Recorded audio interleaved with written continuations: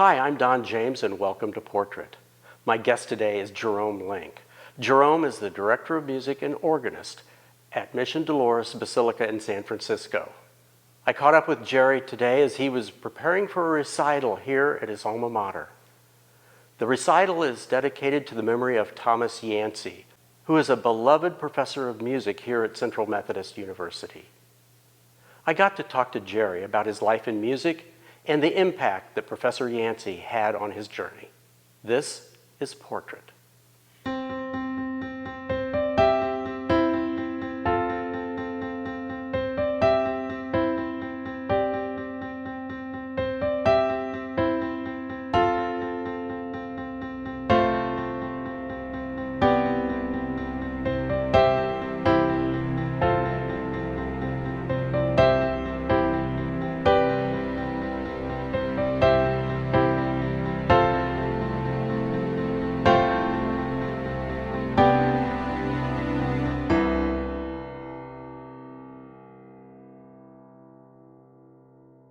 You are the Director of Music and Organist at Mission Dolores Basilica in San Francisco.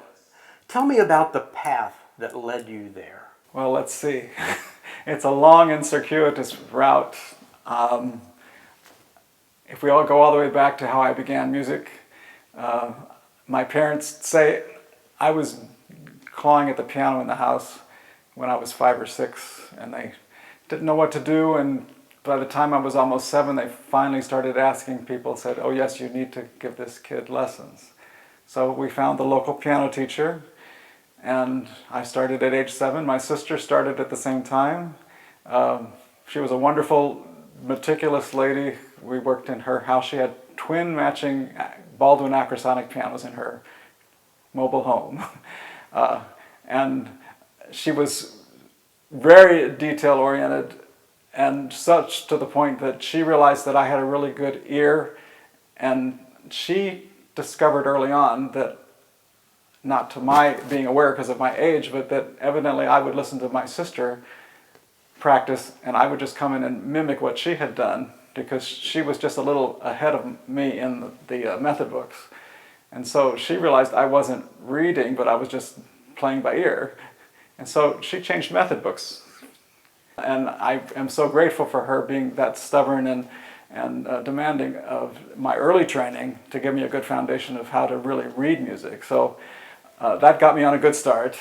And then so I continued lessons, and then by the age of 9 in my Catholic grade school, the sister who taught music, the nun, was looking to train young organists to play in church.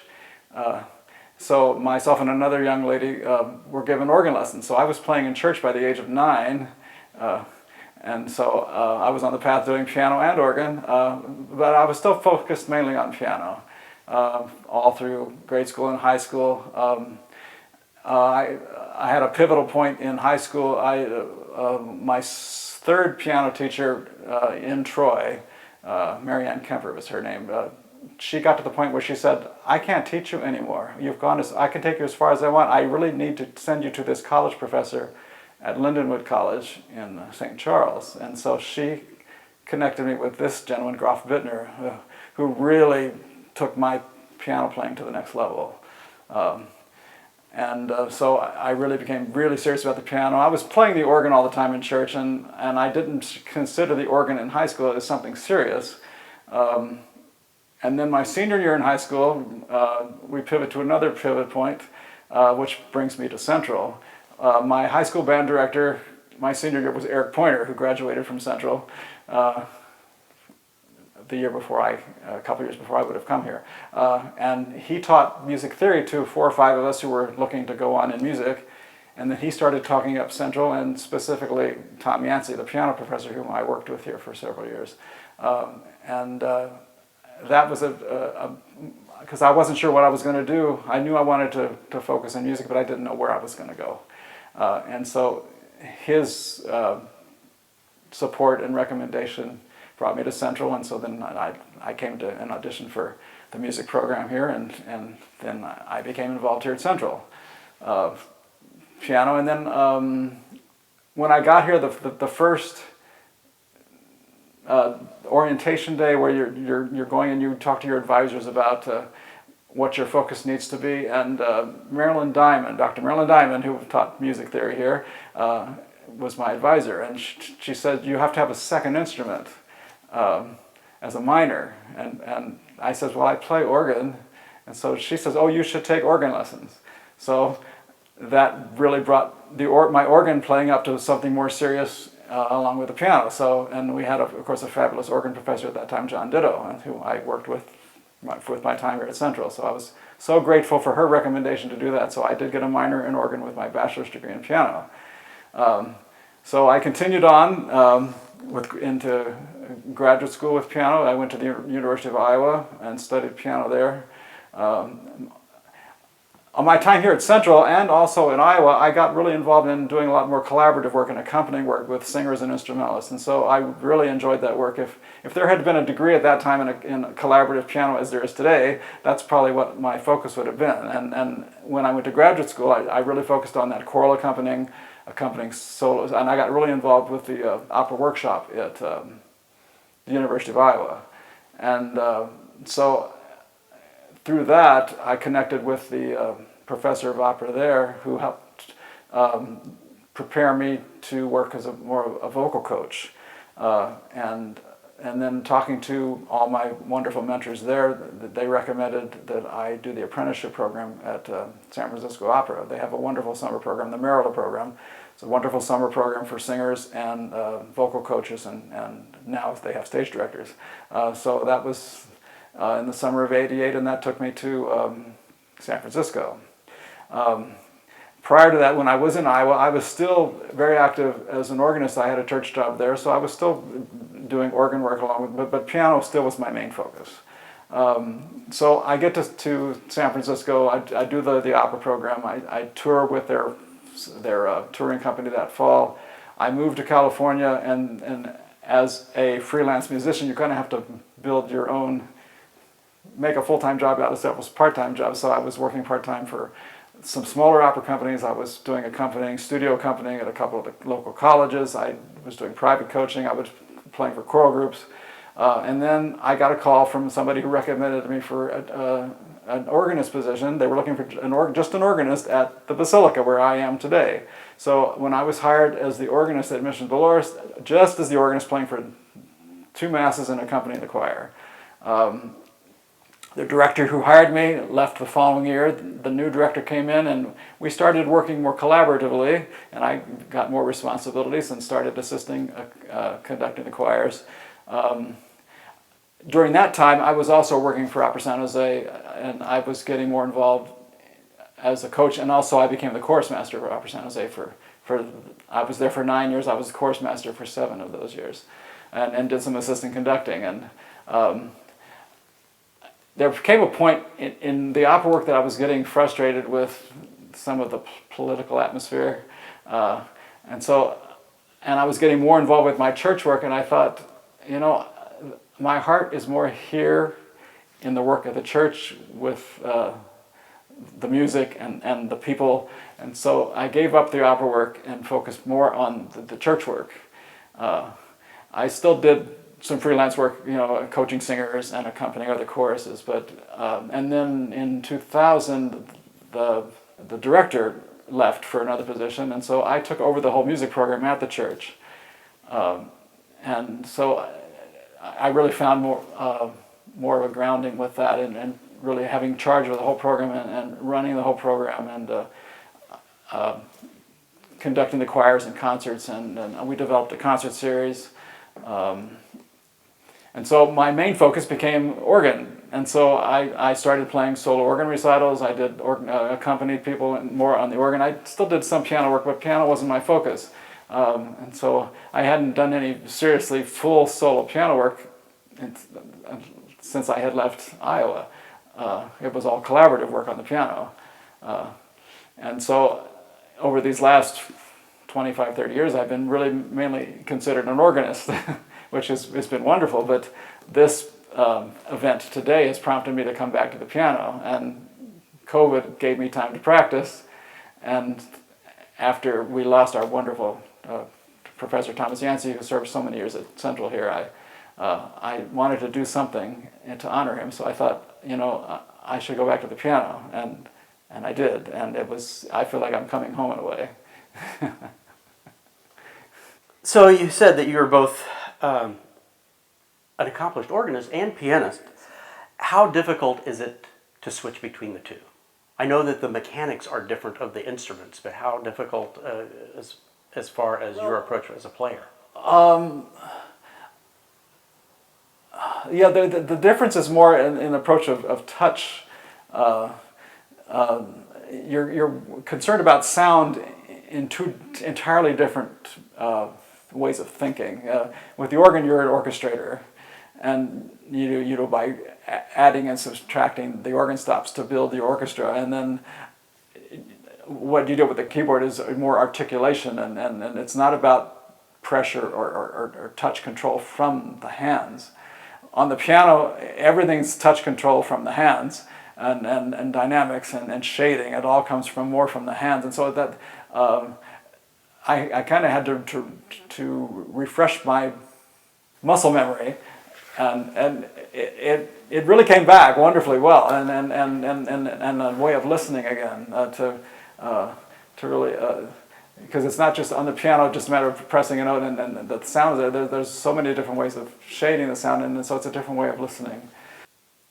When you perform a work that is sometimes centuries old, what do you bring to the piece as a musician to give it a new life? Do you perform it to give it representation of the period in which it was written, or do you try to bring something fresh to it? It's a combination. I want to honor and respect, the heritage of the original creation, but I also think we need to make music present and alive in our current environment. And so, like, for instance, the first piece that I'm playing on the program today was originally written for the harpsichord. And so that's a much more intimate sound than the piano, and the colorations are much more limited on the harpsichord, and so I'm approaching it more pianistically, for lack of a better word, and almost orchestrating a sense of more color tone, and that so. I try to bring up fresh without totally disrespecting the composer's intents, but I think,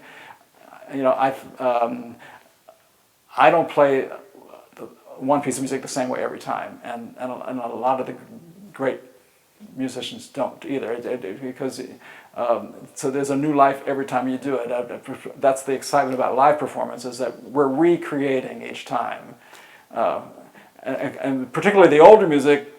A lot of it came out of an improvisatory style anyway, which, I mean, in a sense, they were the precursor to our present-day jazz musicians.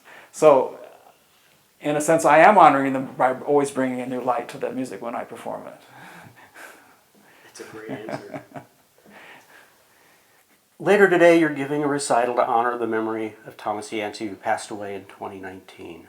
For those who may not have known him, Professor Yancey was a beloved, admired, and respected faculty member of the Symphony Conservatory here at Central Methodist University. What were the ways, or some of the ways, that Prof. Yancey impacted your life? Well, I think the most important way he impacted me was how he talked about the influence of how everything is interrelated. That in order to really learn and appreciate music, you should have an understanding of all the arts. Opera, the fine arts, the graphic arts, dance, and then just life in general, literature. Talking about everything is interrelated, and none of us are in a cocoon.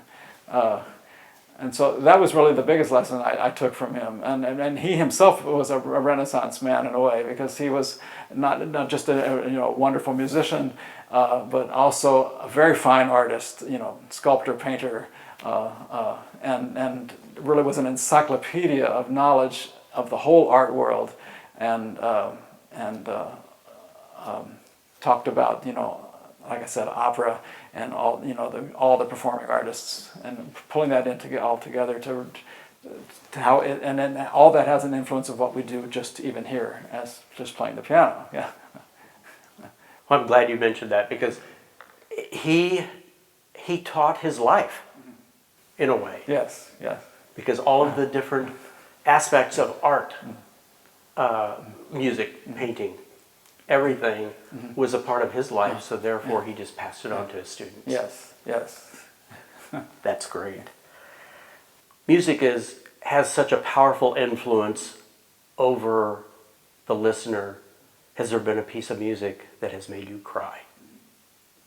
Oh, there have been several pieces of music that made me cry. Though one particular one I remember is hearing Alicia de la Rocha play the slow movement of the A major Mozart piano concerto. It's an F sharp minor, and it has a very poignant melody. And the first time I heard her perform that, it really just brought the emotion forward. And I mean, that's one of several pieces I can recall. And you know, I always hope that I can bring something of that to my audience that I can affect them, happy or sad, or you know, so that I'm communicating, you know, and I'm not just up here doing this for myself, but I'm helping to. What is the best advice you have ever been given? Oh, that's a hard question.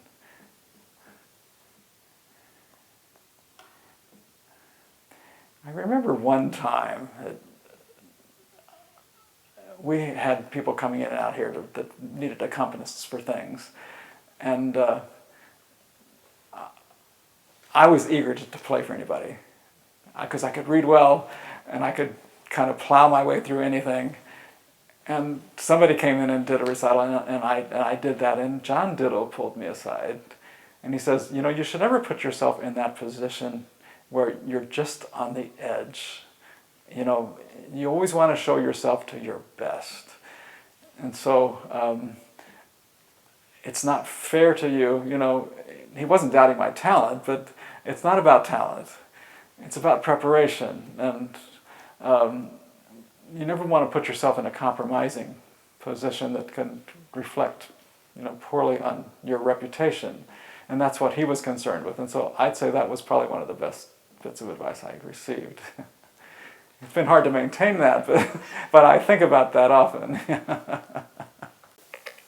Where do you find beauty in the world? Nature. I love to spend time walking. We have beautiful parks in San Francisco.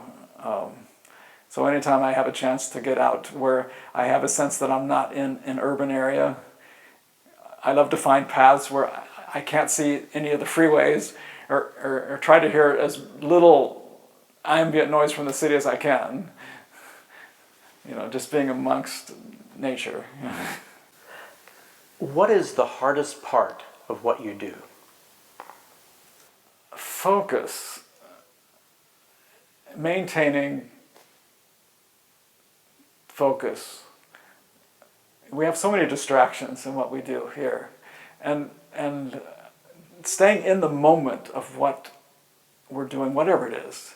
But I've learned a lot of that playing for all these church services in a way, because there's so many distractions in a worship service, and particularly in a parish where I work, because it's a tourist destination, and so there's people wandering in and out during the services. When I am rehearsing in the church, when there's not a service, there's still tourists wandering through, and so I have to not let that draw my attention away from what I'm focused on trying to pray, and not. It's so easy to just start performing for everybody that's walking in the door instead of getting my work done. Yeah. And so in the midst of the liturgy, I have to stay focused on doing what I'm doing at the moment and staying there, which in turn then will serve, you know, the congregation better than not serving me. But, And then conversely, what is the easiest part of what you do?